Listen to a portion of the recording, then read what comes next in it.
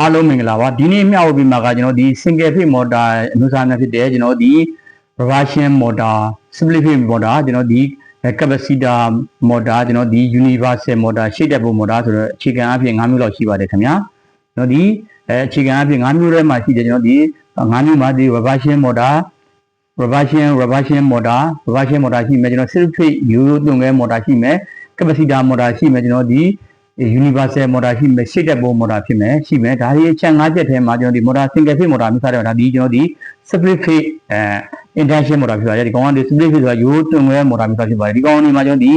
single phase motor ထဲမှာကျွန်တော်ဒီ starting point နဲ့ running point ပါမယ်ဒါပေမဲ့ကျွန်တော်ဒီ motor မျိုးမှာ starting point running point ပါပြီးတော့ capacitor မပါတဲ့ motor မျိုးစားဖြစ်ပါတယ်ခင်ဗျာဒီကောင်ပတ်တဲ့ခါမှာကျွန်တော်ဒီ running point ကို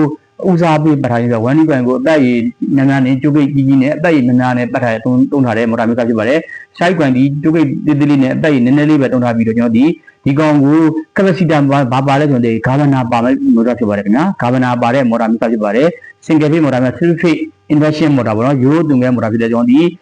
capacitor ကိုမသုံးဘူးပဲနဲ့ကျွန်တော်ဒီ side dot ကောင်းအောင်ကျွန်တော်ဒီ capacitor ကိုမသုံးမဲနဲ့ governor နဲ့ခွာပြီးတော့ side point ကို governor နဲ့ခွာချလိုက်တယ်ပြီးတော့မှကျွန်တော်ဒီ running point ခေါ်တဲ့ကျွန်တော်ဒီဒါဒီ three phase induction motor မျိုးစားဖြစ်ပါတယ်ခင်ဗျာကျွန်တော်ဒီ single phase motor မျိုးစားထဲမှာဒါကိုညှောက်ပေးခြင်းဖြစ်ပါတယ် three phase induction motor မျိုးစားဖြစ်ပါတယ်ခင်ဗျာရိုးသွင်းခဲ motor မျိုးစားဖြစ်ပါတယ်ဒီကောင်ဒီ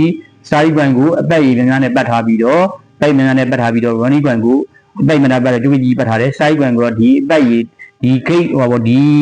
coin running point ၄ coin ပတ် side point ၄ coin ပတ်ထားတဲ့ motor မျိုးစားဖြစ်ပါတယ် motor မျိုးစားဖြစ်တယ်ဒါပေမဲ့ဒီကောင်ဒီ capacitor အသုံးပြုပဲနဲ့ကျွန်တော်ဒီ side point ကို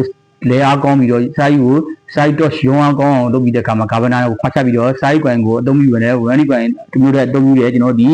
ကောင်တွေကကျွန်တော်ဒီ split phase induction motor မျိုးဆိုတော့ဒီကောင်တွေပြန်မှာသုံးတယ်ကျွန်တော်ဒီဟိုပေါ့တန်တွေဖောက်ဆက်တွေမှာအသုံးများပါဖောက်ဆက်အကြီးစားအထိုင်ဖောက်ဆက်ကြီးတွေမှာအသုံးများတဲ့ motor မျိုးဖြစ်ပါတယ်ခင်ဗျာဒါကကိုကျွန်တော်ဒီ split phase induction သွင်းခဲရိုးသွင်းခဲ motor မျိုးကိုမျှဝေပေးခြင်းဖြစ်ပါတယ်ခင်ဗျာအားလုံးကိုကျေးဇူးတင်ပါတယ်ခင်ဗျာ